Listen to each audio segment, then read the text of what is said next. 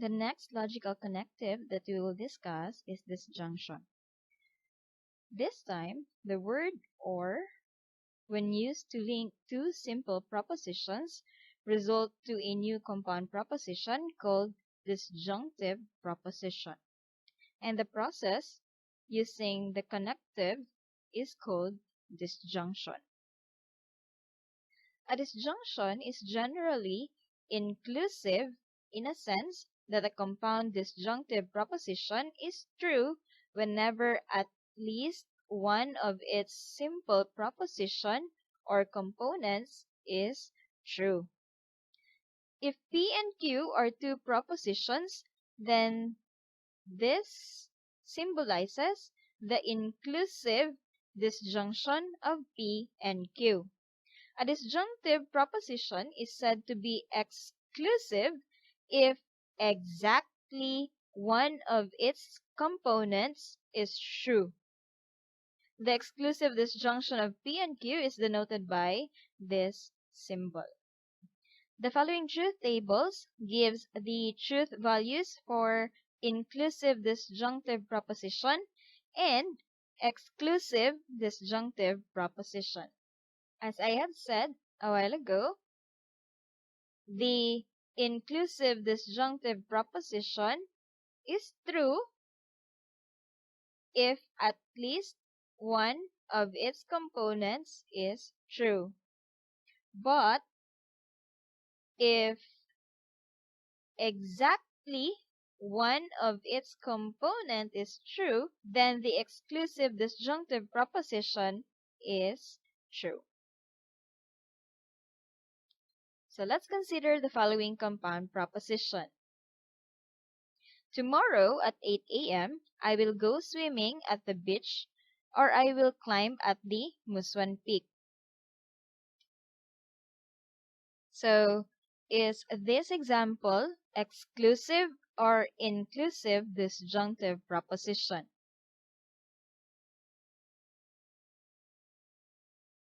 One can only do the activity. Either he will go swimming or he will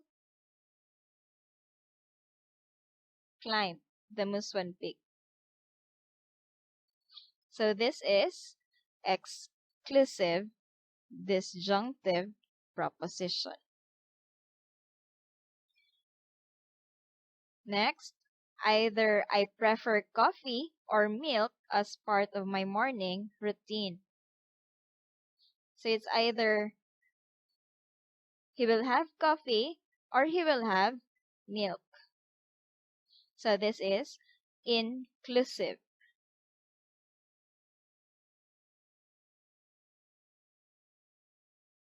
The same observation when we say a person that is infected by a SARS-CoV-2 is either symptomatic or asymptomatic. One can only consider as symptomatic or asymptomatic. So this is also exclusive disjunctive proposition.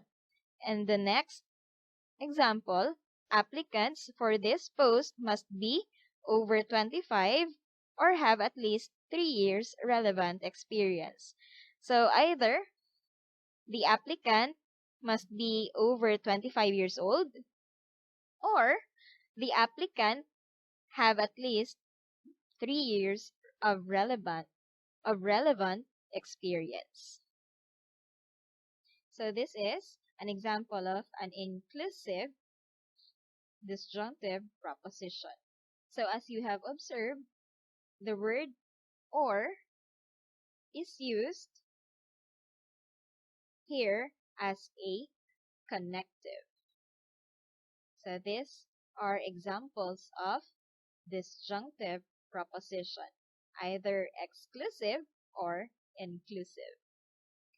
Another example, what if we have the statement 7 is greater than or equal to 5? And this only means 7 is greater than 5 or 7 is equal to 5.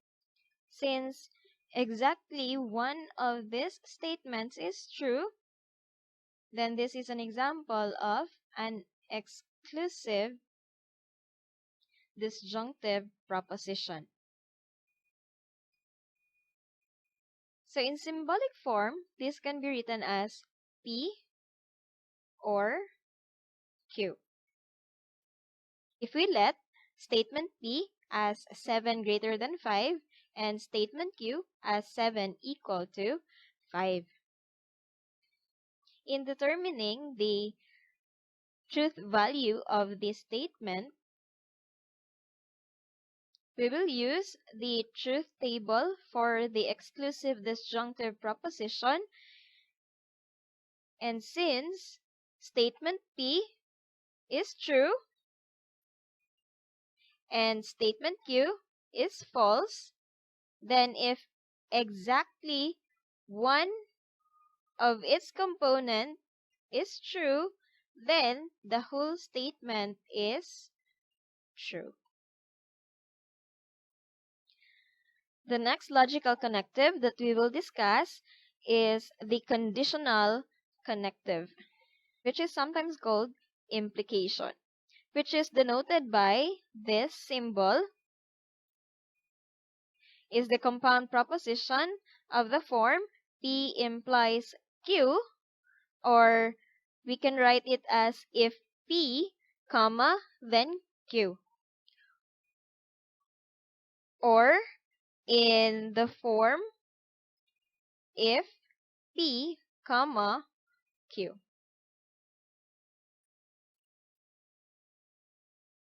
In the conditional proposition, P implies Q, P here is called the antecedent and Q is called the consequent. The proposition P is said to be a sufficient condition for Q, and Q a necessary condition for P. This compound statement is true except when the antecedent is true and the consequent is false. So it is given here, the truth table for P implies Q. So for example, let's consider the following statements. Let P and Q represent the following. Statement P here, I eat breakfast. Statement Q, I don't eat lunch. Then P implies Q. If I eat breakfast, comma, then I don't eat lunch. And the following are also alternative expressions for P implies Q. It can be written as, I eat breakfast only if I don't eat lunch. Another, whenever I eat breakfast, comma, I don't eat lunch. Another alternative expression, that I eat breakfast implies that I don't eat lunch. So again, P here, I eat breakfast is the antecedent, and I don't eat lunch is the consequent of the proposition. And another example for conditional statement, if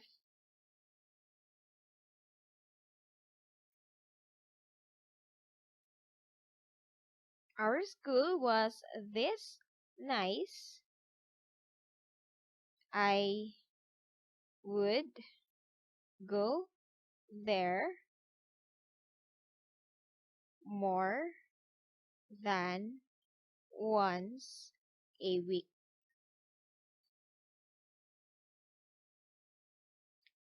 So if we are to identify the antecedent and the consequent in this statement, antecedent here is the statement, our school was this nice? Which is here. And the consequent will be I would go there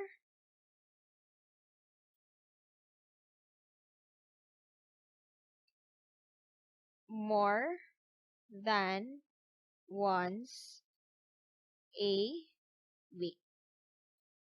Another example, if 5 is greater than 3, then 2 plus 7 is equal to 4.